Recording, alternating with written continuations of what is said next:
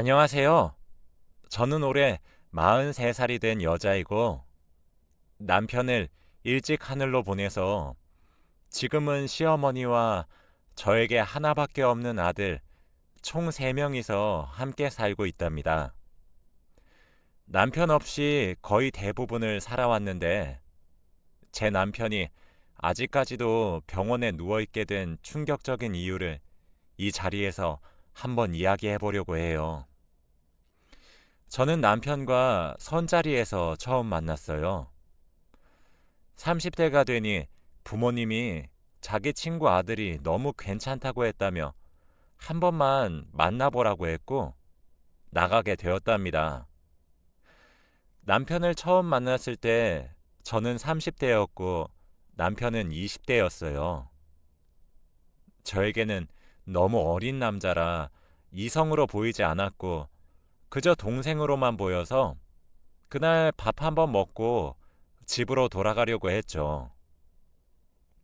그런데 남편은 그날 저와 식사를 다 끝내고 아주 당차게 저희 한번 진지하게 만나볼까요?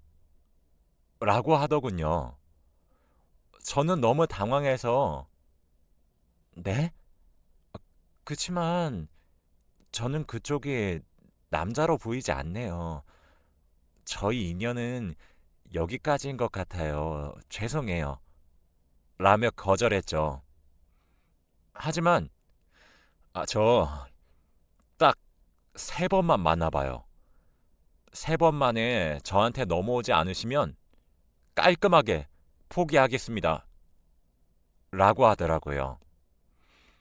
저는 그의 귀여운 말투에 웃음이 새어나왔고 오랜만에 어린 남자라 재미가 있을 것 같기도 해서 재미삼아 3번의 데이트를 하기로 했어요. 그런데 데이트를 하다 보니 정말 다정다감하고 오빠 같은 느낌이 많이 나더라고요. 제가 많이 칠칠 맞아서 음식을 많이 흘리면서 먹는데 화 한 번 내지 않고 닦아주며 괜찮다고 말해주었어요. 정말 셋째 날에는 그 남자에게 푹 빠져서 저희는 결국 연애를 하게 되었답니다. 연애를 하면서 알게 된 게 남자친구의 아버지가 저를 한번 만나보라고 먼저 주선을 하셨다고 해요. 그런데 남자친구는 정말 제가 마음에 들었고 아버지에게 고맙다고 연신 말했다고 합니다. 아무튼 저희는 연애를 꽤 오래 했는데 어쩌다 보니 제가 임신을 한 게 아니겠어요. 저는 30살이 넘은 나이라 노산이라고 할 수 있는데 뜻하지 않게 저희에게 온 선물이라 꼭 이 아이를 낳고 싶었죠. 남자친구도 당연히 좋다고 했는데도 저는 내심 저와 남자친구가 나이 차이가 많이 나서 반대를 하실까봐 걱정이 되었죠. 그렇게 남자친구의 집에 정식으로 인사를 드리러 가니 남자친구와 남자친구 아버지가 굉장히 다르게 생긴 거 있죠? 그렇다고 어머니와는 닮았는데 아버지는 아예 남 같았어요. 그래서 저는 현관에 들어서자마자 당황을 하며 어, 어 했는데 남편의 아버지가 우리가 조금 다르게 생겼죠? 우리 아들을 내가 마음으로 낳아서 그러니 놀라지 말아요. 라고 하셨습니다. 알고 보니 남자친구가 어릴 적에 어머니와 아버지가 재혼을 하셔서 남자친구와 아버지가 하나도 닮지 않았던 것이었죠. 그래도 남자친구의 아버지는 정말 훈훈하셨고 저를 친절하게 대해주셨습니다. 그치만 남자친구 어머니는 저를 딱히 좋아하시지 않는 눈치였어요. 인사도 받아주시지 않으셨고 한마디의 대화도 없이 식탁에 앉았죠. 아마 하나밖에 없는 아들이 나이 많은 여자에게 장가를 간다고 하니 많이 속상하셨던 것 같아요.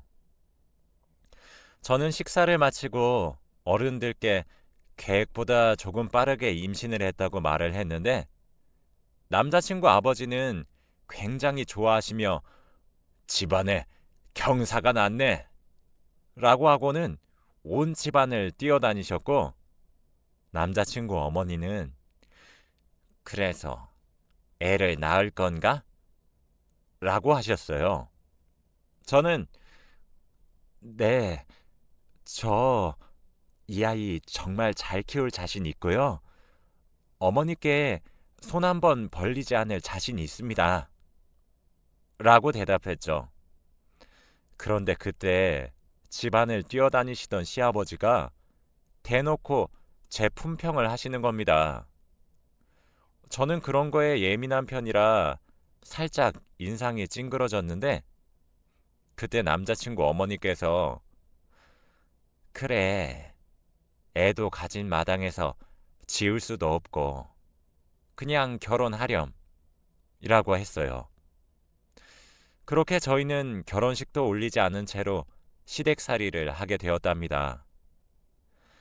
매일 새벽에 일어나서 정말 힘들고 지쳤지만 남편은 늘 저에게 수고했어. 고마워. 조금만 더 힘내줘.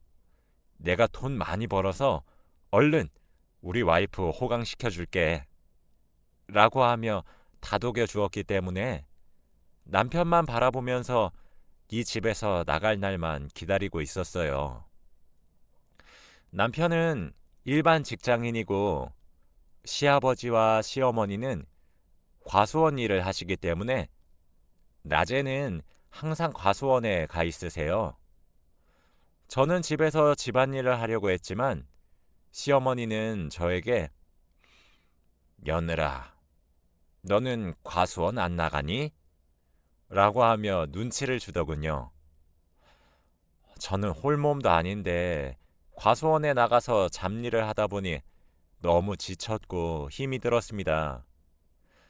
그런데 그때 시아버지가 제게 다가와서 며느라, 많이 힘들지? 내가 아무리 와이프한테 며느리 홀몸 아니니까 쉬게 하라고 해도 임신한 몸은 자기가 안다고 하는구나. 그러면서 계속 지금 정도면 더 열심히 일할 수 있는데 네가 안 한다고 하더구나. 내가 우리 와이프한테 잘 말해줄게, 며느라. 지금은 힘드니까 창고에 들어가서 조금 쉬거라. 라고 하셨죠. 저는 너무 힘들어서 땀을 뻘뻘 흘리고 있었는데 시아버지께서 저를 생각해서 말을 해주시니 너무 감사했죠. 그렇게 창고로 들어가서 쉬려고 했는데 시아버지가 저를 따라오더라고요. 저는 창고 가는 길을 안내해 주시려고 저를 따라오시나 싶었지만 도착을 해도 가시지 않더군요. 그러더니 제가 창고에 들어가서 앉으니 문을 닫고 제 옆에 앉으셨습니다. 아버님, 과수원 일 안 하세요? 어머니 아시면 화내실 텐데. 괜찮다. 나도 너무 힘들어서 잠깐만 쉬고 가면 돼. 그러더니 제 옆에 앉으시곤 5분이 흘렀는데도 안 나가시더라고요. 어딘가 이상하게 흘러가는 분위기에 저는 너무 당황해서 자리에서 벌떡 일어났어요. 저는 결국 창고에서 나갔고 집으로 뛰어갔습니다. 그렇게 저녁이 되고 남편이 돌아와서 방으로 부른 후 남편에게 오늘 있었던 일들을 하나도 빠짐없이 다 말했어요. 그러니 남편이 뭐? 아버지가?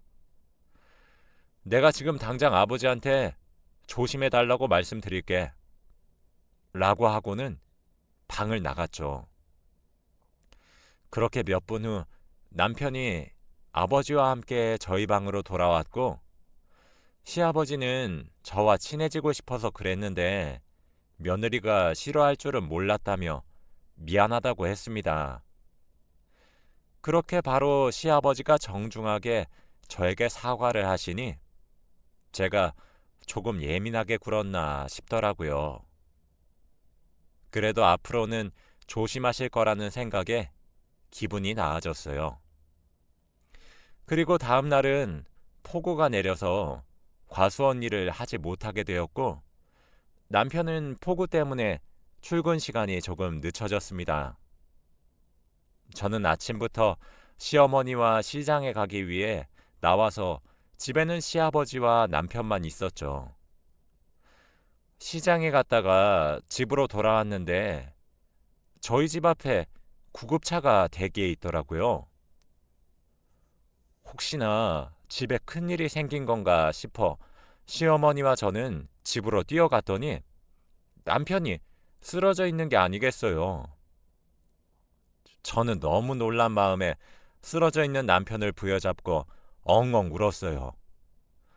그렇게 남편은 그 자리에서 바로 응급실로 실려갔고 저는 하루 종일 눈물을 흘리며 남편이 깨어나기만을 기다렸습니다. 시아버지가 말하기를 남편을 불러도 아무런 대답이 없어서 흔들어 봤는데 숨을 쉬지 않더래요. 남편은 지금 식물인간 상태가 되었고 깨어날 날만 기다리고 있습니다. 그렇게 저는 만삭이 다가왔고 제 몸을 혼자서 가누기도 힘들었는데 시부모님께서 남편 없이 아이를 감당해야 하는 제가 너무 불쌍해 보였는지 제 수발을 다 들어주시면서 아이를 위해 최선을 다해 주셨습니다. 그렇게 저는 귀여운 아들을 출산하게 되었고 아들을 낳다 보니 시부모님들은 더 좋아하시는 듯 보였습니다. 저는 신생아 아들을 키우느라 솔직히 과수원 일도 많이 못하고 남편의 간호도 잘 하지 못했는데 저에게 아무 말하지 않으신 두 분께 너무 감사했죠. 그런데 어느 날 시아버지가 제게 오랜만에 외식을 좀 할까? 라고 하시며 과수원 일을 하고 계시는 시어머니를 내팽겨치고 저와 저희 아들 그리고 시아버지 셋이서 짜장면 집에 갔어요. 저는 어색하게 앉아서 짜장면을 시키려고 했는데 갑자기 시아버지가 가게 주인 아저씨께 여보셔, 이 애가 내 애인이요. 예쁘죠? 라고 하는 게 아니겠어요. 그러니 가게 아저씨는 아, 그래요? 저번에 말했던 여자가 저 여자요? 아이고, 예쁘네. 라고 하셨죠. 가게 아저씨들 말을 들어보니 오늘뿐만이 아니라 시아버지는 밖에서 자주 저를 애인이라고 하면서 다닌 것 같더라고요. 저는 이게 무슨 일인가 싶었지만 가게에 있던 모든 아저씨들이 하하호호 웃으면서 저를 놀리고 있는 것 같았습니다. 그땐 정말 남편이 많이 생각나면서 아들에게 너무 창피한 거 있죠? 저는 짜장면을 먹지도 않고 아들과 함께 그 가게를 뛰쳐나가니 갑자기 시아버지가 가게를 나와서 제 팔목을 잡으셨어요. 며느라, 왜 안 먹고 그냥 가느냐? 내가 장난이 너무 심했냐? 아버님, 장난이라뇨. 저를 도대체 밖에서 어떻게 말하고 다니신 거세요? 지금 혼자 병원에서 누워있는 아들한테 부끄럽지도 않으세요? 미안하다. 다 너를 예뻐해서 그러는 건데 왜 내 마음을 몰라주냐? 네가 너무 예민하게 받아들이는 것이 아니냐? 네? 저는 도저히 못 참아요. 이때까지 당한 일들 다 어머니께 말씀드릴 거예요. 뭐? 뭐야? 네가 그렇게 나온다면 나도 어쩔 수 없다. 와이프 귀에 들어가는 순간 너 우리 집에서 쫓겨날 줄 알아라. 당연히 네 아들은 우리 집에 놓고 가야 할 게야. 그게 감당되면 네 알아서 하거라. 저는 시아버지의 말에 아무 말도 하지 못했어요. 저는 모아둔 돈도 없었기 때문에 이 집에서 쫓겨나면 갈 곳도 없어서 제가 낳은 아이를 포기할 수 없었어요. 저는 결국 시어머니께 말을 할 수 없었습니다. 저는 그날부터 집에서 나갈 날만을 기다리며 남편 간호하러 간다고 거짓말을 하고 아기를 포대기에 맨 채로 목욕탕 청소를 하면서 얼마 안 되는 돈이지만 조금씩 모으고 있었어요. 그런데 제가 시어머니께 말을 하지 못하니 시어머니에게 아프다고 과수원 일을 하루 쉬어야겠다고 핑계를 대시며 저와 집에서 단 둘이 있을 만한 핑계를 계속 만들었고 그러다 보니 시아버지의 뻔뻔한 언행은 날이 갈수록 점점 심해졌습니다. 그래도 저는 최선을 다해서 밖으로 매일 나가 시장도 가고 일부러 아기와 더 많은 시간을 보내면서 시아버지를 피했죠. 그런데 어느 날 시장에 갔다가 집으로 돌아왔는데 과수원에 있으셔야 할 시어머니가 집에 계시더라고요. 어머니, 왜 이 시간에 여기 계세요? 라고 하니 며느라, 당장 짐 싸라, 빨리! 라고 하셨죠. 처음 보는 어머니의 겁에 질린 모습에 저는 너무 당황스러웠고 얼른 짐을 대충 쌌습니다. 어머니, 도대체 무슨 일인데 그래요? 아버님은요? 설명하자면 길다. 일단 이거부터 읽어보거라. 시어머니가 들고 계시던 것은 시아버지가 작성한 일기였습니다. 저는 그 일기장을 펼쳐서 내용을 본 순간 정말 충격을 받았습니다. 아들이 식물인간이라고 한다. 식물인간은 깨어날 수 있다고 하는데 제발 깨어나지 않았으면 좋겠다. 왜냐하면 얘만 없으면 며느리와 행복하게 지낼 수 있기 때문이다. 나도 어쩔 수 없었다. 며느리가 아마 아들 눈치를 봐서 나와 같이 마음껏 지내지 못하는 것 같다. 이제는 애가 없으니 제대로 같이 지낼 수 있겠지. 내가 어떻게 들인 며느리인데 공들인 만큼 보상받을 것이다. 아내만 없으면 며느리와 단둘이 있을 수 있다. 집안에는 며느리와 나만 남게 되는 것이다. 저는 그 일기장을 보고 충격을 너무 받았고 당황스러웠죠. 일기장의 내용에 의하면 애초부터 시아버지가 저와 남편을 선보게 한 이유도 자기와 만나게 하기 위해서 저희 남편을 이용한 것이었고 시아버지의 말은 모두 새빨간 거짓말이었던 것입니다. 그 일기장 속에는 시아버지의 모든 악행들이 적혀 있었고 지금 이렇게 저희가 도망갈 짐을 싸고 있는 것이었죠. 저는 너무 놀라서 몸을 움직일 수 없었는데 그때 시어머니는 얘야 뭐하니? 당장 짐 챙기렴.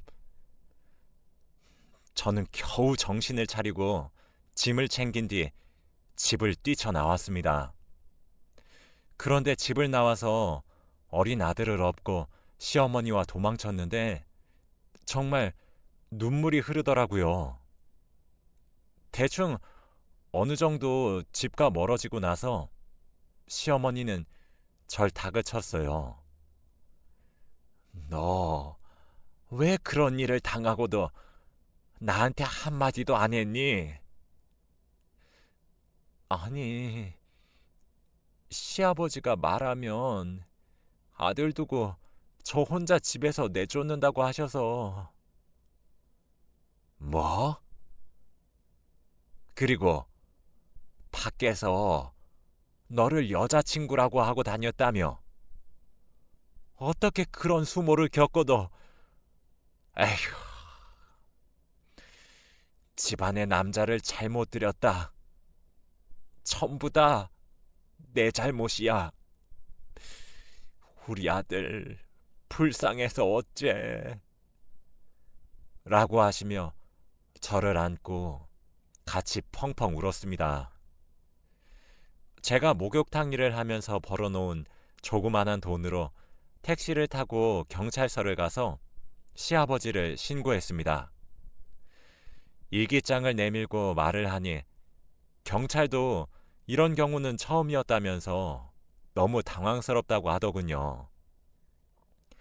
그렇게 시아버지는 감옥으로 가게 되었답니다.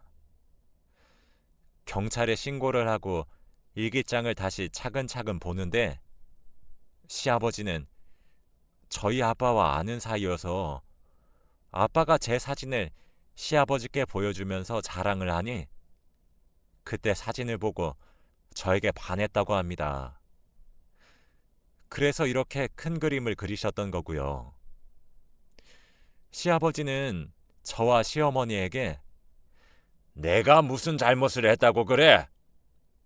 내가 며느리 집에 들이려고 얼마나 고생했는지 알아? 라고 하시며 경찰관에게 끌려가시는 모습이 마지막 모습이었어요. 그렇게 저는 어린 아들과 시어머니와 셋이서 같이 살게 되었고 남편의 간호도 열심히 하고 있습니다. 당연히 시어머니는 시아버지와 이혼하셨고 저희는 과수원 일을 하며 벌이를 하고 있어요. 그렇게 몇 년이 흘렀고 저희 아들도 어느덧 컸네요. 딱히 아들에게는 지금까지 있었던 일들을 말하지 않으려고 해요. 시어머니는 자기가 보는 눈이 없는 것 같다면서 남자는 전혀 만나지 않으려고 하세요.